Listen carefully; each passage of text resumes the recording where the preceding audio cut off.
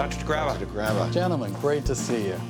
Thanks so much for having us. Nice to see you. Great. What a facility. This is absolutely beautiful. Well, it's a real privilege to be able to show it to you today. The National Intrepid Center of Excellence is a center that was built to develop that clinical capability to be able to take care of these warriors who are not recovering with conventional therapy. These patients are exposed to injuries that, for all the world, they look fine. When they try to re-engage with their jobs, they'll complain about having difficulty with concentration, multitasking. They're not able to work as efficiently as they did before, so they'll have to work harder at it. With PTSD on top of that, the irritability, the flashbacks, those problems that they're dealing with that, by the end of the day, they're tired, they're irritable. Who do they go home to?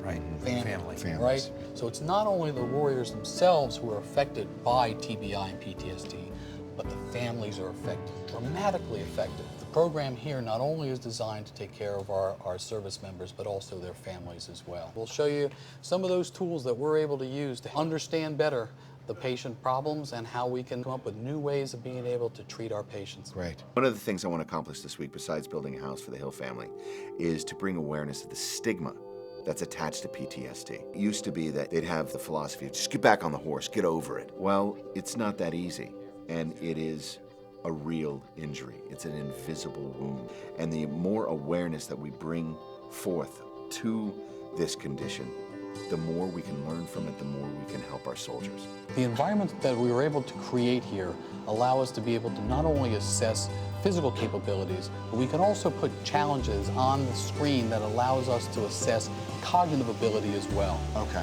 Our goal is to take a look at multitasking, because these are the things that are going to be required for a service member to engage effectively in their careers and their jobs. For a soldier that has PTSD, it's hard for them to multitask. And some of these simulation machines do just that. This is one of the pieces of equipment that we have here for our driving rehab program. Okay. It's a assessment and training tool for visual motor reaction time. And by doing that, it helps also the soldier manage their PTSD. It's kind of like exercise at the gym. Slowly but surely, you're going to get stronger. And by adding exercise upon exercise, you're able to then manage your PTSD better. The way that we use this is that we would recreate the event depending on the traumatic experience that a person was involved in. Does this help the healing process? Right. The purpose of doing it with the technology and making it as vivid as possible is if you can go back and get into that event, then and engage in that, then the therapy can progress. So after you would go through a simulation like this, you would sit down with a clinical psychologist and go through some cognitive behavioral therapy. At NICO, they do a lot with simulated environments that simulate Iraq and Afghanistan, where you're driving and a bomb goes off. So okay, so I can see that people are injured in the car now. A lot of smoke. There's weapons fire. Yeah, you can smell all that. Diesel. Yep. Bad fire, bad smoke on the left-hand side. It's almost like you're on a ride, and the ride takes you to a place where you kind of relive the very event that put you into this situation to begin with. That's as real as I'd ever wanted to get. Yeah. But it's very important that they relive this and see it for what it is. This really did happen, and so I think it's an important part of the therapy that helps our men and women who suffer from PTSD. Welcome to Central Park. This is the centerpiece of our wellness program. It's something called a labyrinth. It has been used for centuries by different religions and cultures for active meditation, where you actually walk the labyrinth as you meditate.